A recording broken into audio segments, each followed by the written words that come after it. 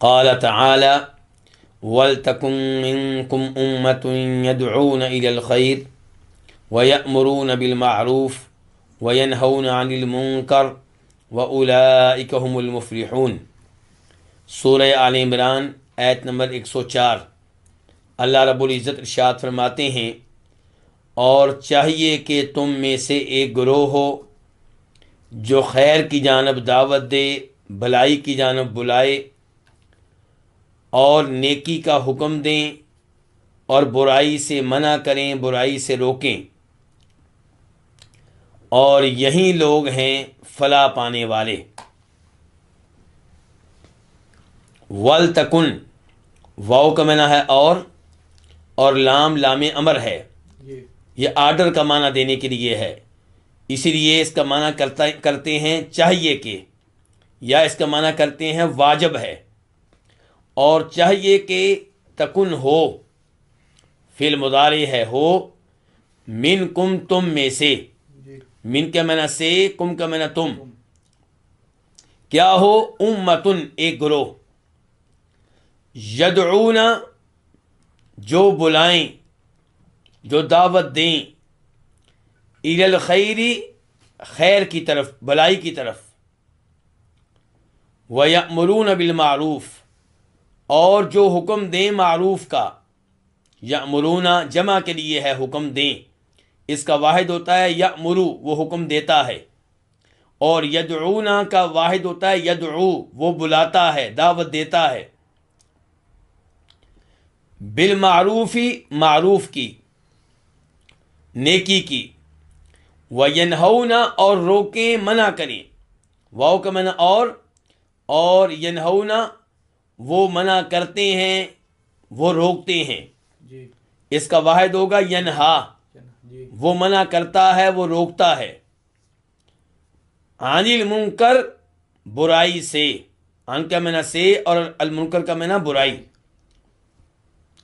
وَأُولَٰئِکَ واو کا معنی ہے اور، اولئک اس میں اشارہ ہے، یہی، ہم کا معنی بھی وہ، تو تاکید ہو گئی، اب معنی کیا ہو گیا، یہی لوگ المفلحون فلاح پانے والے ہیں۔ المفلحون جمع ہے، اس کا واحد ہوگا المفلح، فلاح پانے والا۔ اور فلاح کس کو کہتے ہیں؟ فلاح کا مطلب ہوتا ہے کہ آپ اپنا مطلوب، اپنا مقصود حاصل کرنے میں کامیاب ہو جائیں، اور جس چیز سے آپ کو خطرہ تھا اس سے محفوظ ہو جائیں، تو یہ کیا ہے؟ فلاح۔ اب ہم آتے ہیں اس آیت کی تفسیر کی طرف۔ اللہ رب العزت نے اس آیت میں حکم دیا ہے کہ تم میں، یعنی کہ اے مسلمانوں، تم میں ایک ایسا گروہ ہونا چاہیے جس کی 3 ڈیوٹیاں ہوں۔ پہلی ڈیوٹی خیر کی دعوت دینا، بلائی کی دعوت دینا، دوسری ڈیوٹی نیکی کا حکم دینا، اور تیسری ڈیوٹی برائی سے روکنا، منع کرنا۔ وَلْتَكُن مِّنكُمْ، یہ من جو ہے یہ تبعیدیہ ہے، اس کا مطلب یہ ہے کہ پوری امت مسلمہ میں کوئی نہ کوئی گروہ ہونا چاہیے جو یہ کام کرے۔ اس سے پتہ چلا کہ یہ کام فرض کفایہ ہے۔ اگر چند لوگ یہ کام کر رہے ہیں اور دوسرے لوگ نہیں کرتے تو ان میں سے کوئی بھی گناہگار نہیں ہوگا، لیکن اگر یہ کام کوئی بھی نہیں کرتا یا کرنے والے بہت کم ہیں،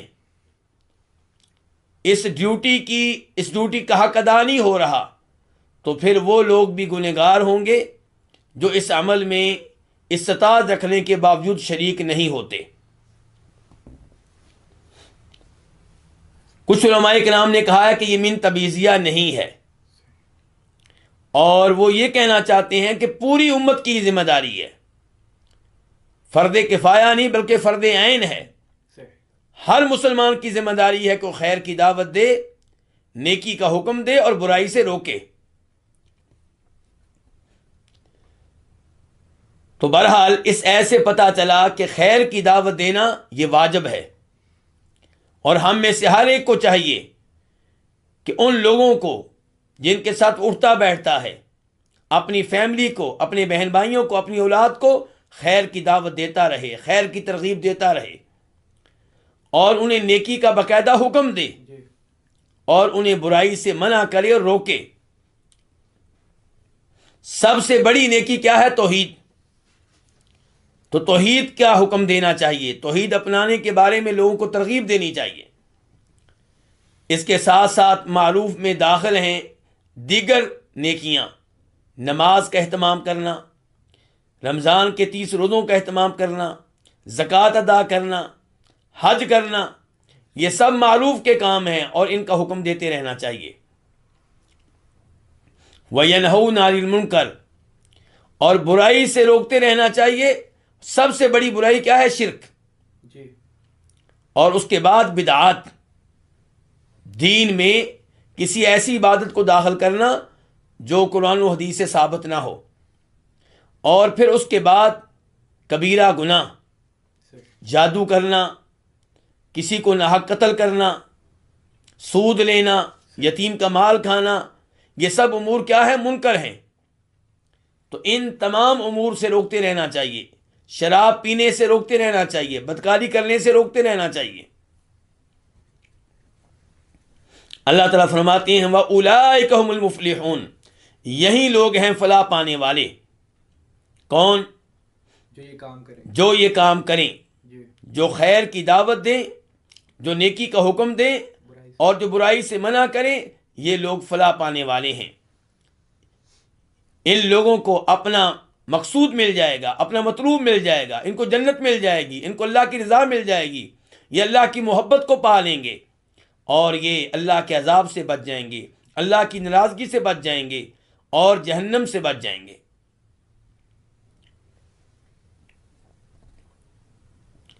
نیکی کا حکم دینا اور برائی سے روکنا، اس کی اہمیت نبی کریم صلی اللہ علیہ وسلم نے بھی اپنی احادیث میں وعدے کی ہے۔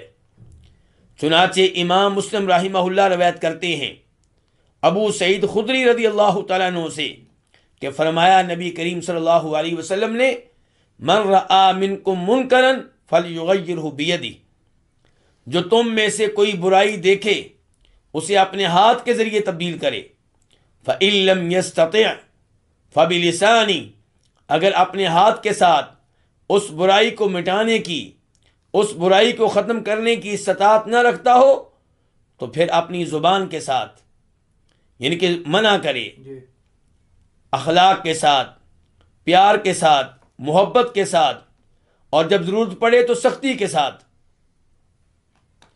اور اگر زبان کے ساتھ بھی روکنے کی استطاعت نہ ہو تو اپنی دل کے ساتھ اس برائی کو برائی جانے، اس کو ناپسند کرے، اس کے بارے میں نفرت اپنے دل میں رکھے۔ فرماتے ہیں نبی کریم صلی اللہ علیہ وسلم وَذَلِكَ أَضْعَفُ الْإِيمَانِ، یہ ایمان کا کمزور ترین درجہ ہے۔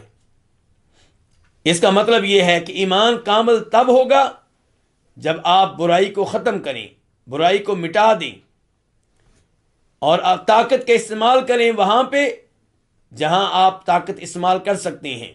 مثال کے طور پہ گھر کا سربراہ اپنی بیگم اور بچوں کے معاملے میں طاقت استعمال کر سکتا ہے، اور جو کسی سرکاری عہدے پہ ہے وہ اپنے سرکاری عہدے کے مطابق طاقت کا استعمال کر سکتا ہے۔ اور اگر ہم یہ کام نہ کریں، یعنی کہ نیکی کا حکم دینا، برائی سے روکنا، تو پھر اس کے اوپر وعید آئی ہے، وارننگ آئی ہے، دھمکی آئی ہے۔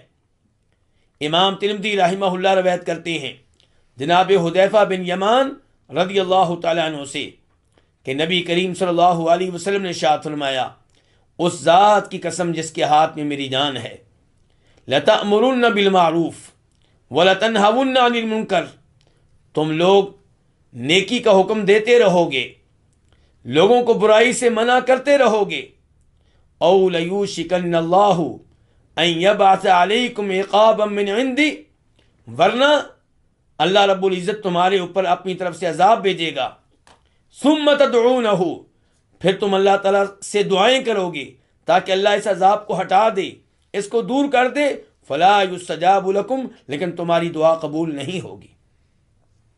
اس سے آپ اندازہ کر سکتے ہیں کہ خود نیکی کو اپنانا، خود برائی سے دور رہنا، دوسروں کو منع نہ کرنا کتنا بڑا جرم ہے، کتنا بڑا گناہ ہے۔ اس لیے نیکی کی راہ اپنائیے، برائی کی راہ سے دور رہیے، اور دوسرے لوگوں کو بھی نیکی کی راہ پہ لگائیے اور انہیں بھی گناہوں سے دور رکھیے۔